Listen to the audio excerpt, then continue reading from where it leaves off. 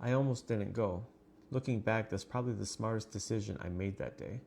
The only reason I went at all was because of the price. A few months ago, I had started woodworking in my garage. Nothing serious, just weekend projects. Small tables, shelves, stuff like that. One night while scrolling Marketplace, I found a professional grade table saw listed for $250. That same model sold used for over $1,000. The listing had only 3 photos. The saw looked clean and barely used. The description read, "Need gone tonight, first come, first served." I messaged immediately. Within minutes, the seller responded. His profile name was Mike. No profile picture, no public post, no friends visible. That should have been my first warning sign. I asked if the saw was still available, and he replied, "Yep." I asked for the address, no response. An hour later, he messaged me again. "Still interested?" I said yes. Again, I asked for the address. Again, he ignored the question. Instead, he said, "Lots of people asking, you coming or not?" Something about the conversation felt strange. Not threatening, it was just weird. I told him I needed the location first. He replied, "I'll send it when you're ready to leave." That didn't make any sense. But I'd already spent half the evening thinking about that saw. I convinced myself he was just being cautious. The next afternoon, I messaged again. He responded almost instantly. "You got cash?" I said yes. "Leave now." Then he sent a location pin. Not an address, just a location. I opened it. My stomach sank immediately. It wasn't a neighborhood or a business. It wasn't even a house. The pin sat on the edge of an industrial area about 30 minutes away. Old warehouses, storage buildings, and empty lots. I almost backed out. Then I made the mistake of thinking, what's the worst that could happen? I grabbed the cash and left. The closer I got, the less comfortable I felt. The area looked abandoned. Most buildings appeared empty. Several had boarded windows, and others were covered in graffiti. The location pin eventually led me to an old storage facility. Not one that was operating, one that looked like it had shut down years ago. The gate stood partially open. No employees, office lights, nothing. Just rows of storage units disappearing into the distance.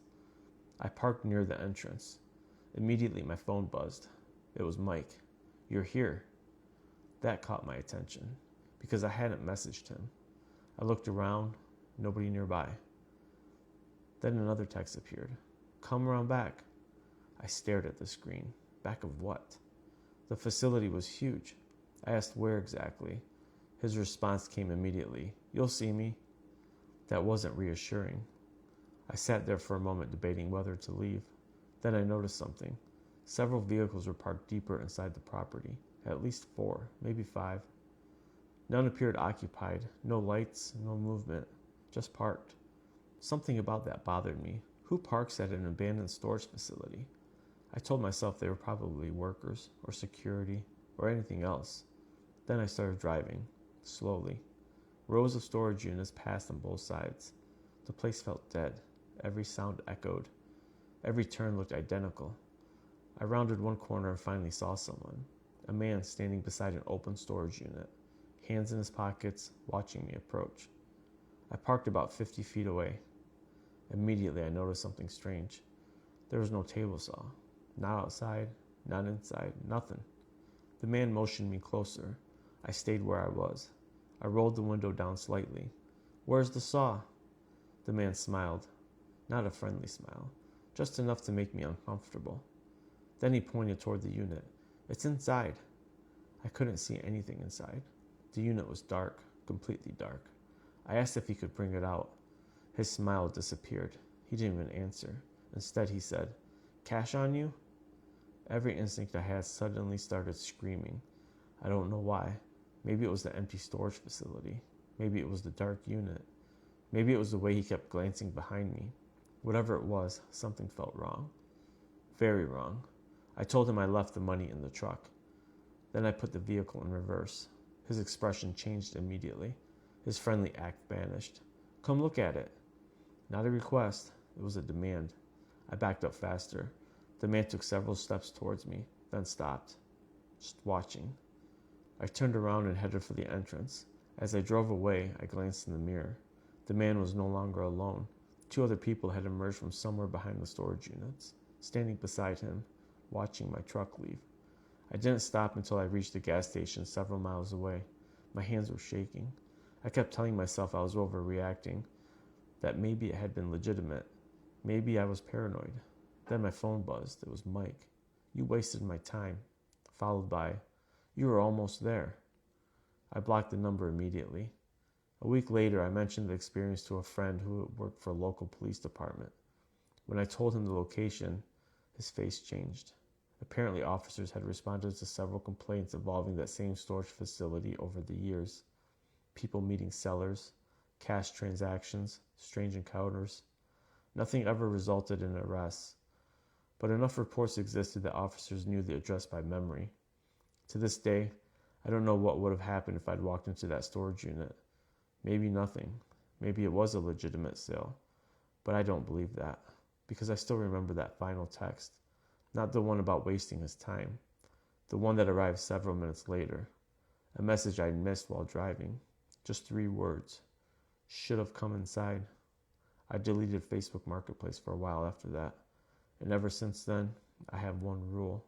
If a seller won't give me the address, I don't go. Because some deals are cheap for a reason.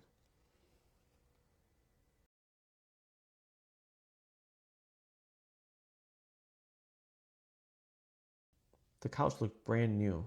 That was the first thing that bothered me. The second thing is that it was free. Not cheap, not discounted. It was free. I found the listing on Marketplace around midnight. A large gray sectional. Modern, clean. The kind of couch that would have cost at least a couple $1,000s new. The description was only 1 sentence. "Free. Must pick up tonight." That was it. No explanation, no measurements, no details. Just 3 photos and a location. At first I assumed it was a scam. Then I zoomed in on the pictures. The couch looked real. No obvious signs of damage, no stains, no rips, nothing. I sent a message. Within 2 minutes the seller responded. A woman named Rachel. I asked if the couch was still available. She replied, yes. I asked why she was giving it away. Her response, moving, nothing else. I asked if I could pick it up the next morning. She immediately said no, tonight only. That should have been enough to stop me. Instead, I called my friend Matt. He had a pickup truck. 20 minutes later, we were on the road. The address led to a small neighborhood about 40 minutes away. Nothing unusual. Normal houses, streetlights, families. The house itself looked completely ordinary. Single-story ranch, well-maintained. No obvious signs anything was wrong. Rachel opened the door before we even knocked. She looked exhausted. Not tired. Exhausted. Like she hadn't slept in days. She barely greeted us. Just pointed towards the living room. And there it was, the couch. Exactly like the photos. It was practically new. Matt immediately looked at me. The same thought crossed both our minds. Why would anyone give this away? We started checking it for damage. Nothing. The cushions were perfect. The frame was solid. Everything looked normal. Then I noticed something strange. The house was empty. Completely empty. No TV, no tables, no decorations, pictures, no lamps, nothing, just a couch. The living room looked like a model home after everyone moved out. I asked Rachel when she was moving. She hesitated, then said, tomorrow. Something about her answer felt rehearsed. Matt noticed it too, but neither of us pushed. We began carrying sections of the couch outside. As we loaded the truck, an older man from the neighboring house walked over. He looked at the couch, then looked at Rachel standing in the doorway. The expression on his face immediately changed. Not angry, concerned. He waited until Rachel went back inside. Then he quietly asked, "You're taking that thing?" I laughed. "Yeah?" He nodded slowly, then said, "Good luck." Not joking, not smiling, just good luck. That stayed with me. The entire drive home, actually. Matt finally said what we were both thinking. That neighbor was weird. I agreed. But at that point, we had a free couch. Neither of us cared much. We unloaded it into my basement. Everything seemed fine for about 3 days. Then things started happening. Nothing dramatic, just weird. I would come downstairs to find the cushions moved. Blankets on the floor, pillows shifted. At first I blamed myself. Then my dog started avoiding the basement. That got my attention. He'd always followed me everywhere. Suddenly he refused to go downstairs. Not scared, just unwilling. Like he wanted nothing to do with that room. A week later I discovered something inside the couch. Pure accident. One of the side cushions felt loose. When I removed it, I found a zipper hidden underneath. Inside was a small fabric compartment, and inside that compartment was a cell phone. Old model, dead battery, no case, no identifying information, just a phone. My stomach immediately tightened, because people don't accidentally leave phones inside furniture, especially not when they're moving. I charged it. Eventually it powered on. The phone wasn't locked. The only thing on it was Notes app. Hundreds of notes. Everyone dated within the previous year. Most were short, things like, "He's outside again," or "Truck parked across the street," or "I think he knows." The further I read, the worse it got. The notes became increasingly paranoid, increasingly frightening. Eventually one entry mentioned police, another mentioned moving. Then I found the final note, the last thing ever written on the phone. It simply said, "If anyone finds this, don't contact me." That was enough. The next morning I contacted police. I explained everything, the couch, the phone, the notes. An officer came by later that day. The moment I mentioned the address where I got the couch, he became very interested. Apparently officers had responded to that house several times over the previous year. Not criminal complaints, welfare checks. Reports involving a woman claiming someone was watching her, following her, harassing her. No evidence was ever found. Most people assumed she was mistaken, or paranoid, or both. Eventually she moved. At least that's what everyone believed. Police attempted to contact her again after finding the phone. They couldn't. The number was disconnected. No forwarding address, nothing. To this day, I don't know what happened to Rachel. Maybe she moved and started over. Maybe the phone belonged to someone else. Maybe there was a perfectly reasonable explanation for everything. But I never sat on that couch again. A week later, I paid a junk removal company to haul it away. People tell me I overreacted. Maybe I did. But every now and then I remember that neighbor's face, the way he looked at that couch, the way he said, "Good luck." I still wonder if he knew something I didn't, or if he was just relieved that the couch, and whatever came with it, was finally leaving the neighborhood.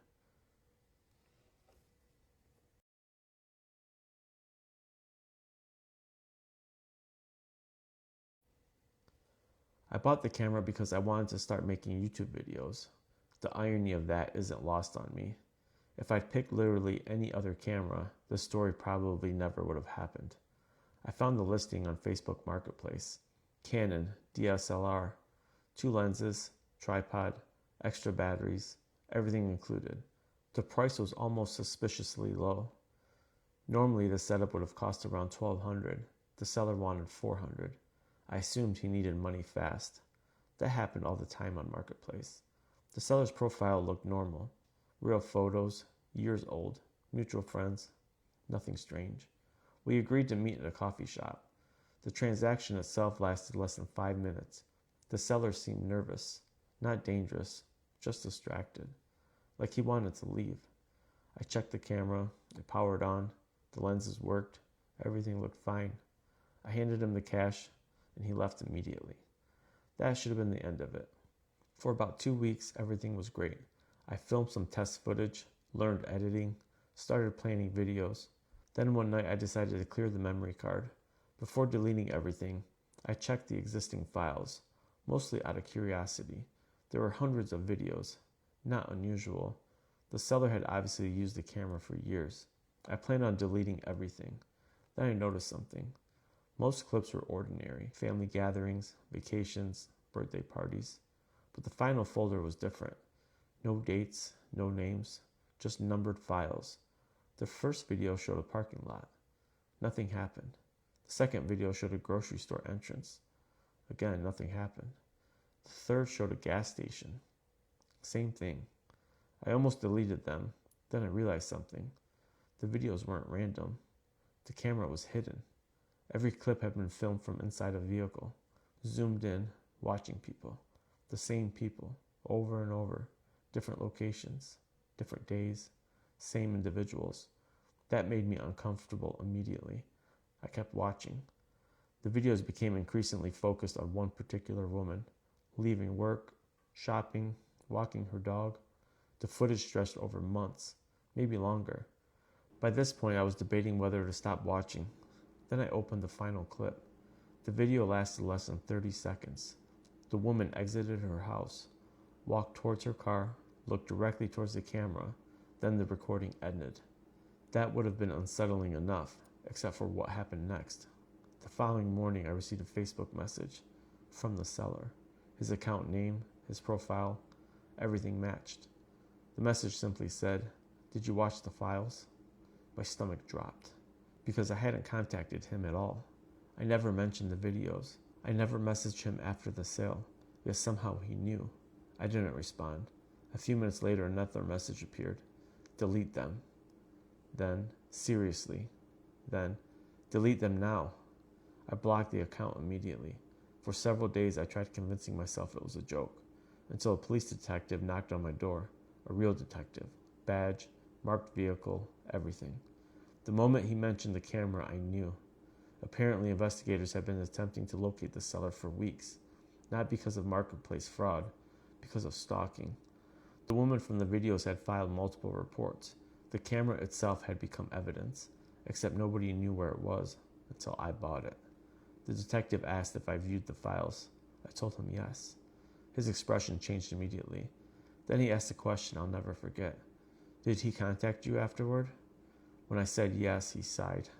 Apparently, the seller had been monitoring marketplace listings after the sale, waiting to see who purchased the camera, waiting to see if files were discovered. Police eventually seized the memory card, the camera too. I never got either back. The seller was arrested several months later. Most details never became public, but the detective called me afterward, mostly to thank me. Before hanging up, he mentioned something investigators discovered, something I wish I never heard. Apparently, the seller had deleted thousands of files before listing the camera. Thousands. The videos I found were only the ones he missed, the ones he forgot existed. To this day, I still buy things on Marketplace, but I follow one rule. If someone seems too eager to get rid of something, I ask myself why.